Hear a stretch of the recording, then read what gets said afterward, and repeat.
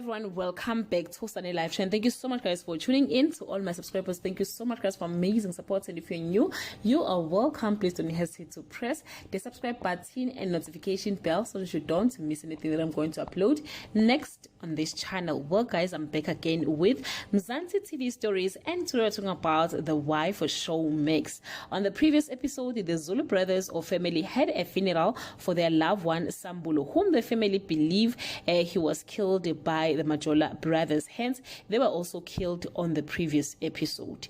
It is believed that Sambulo died in that fire, so nobody saw his body or prove that the ashes belong to him.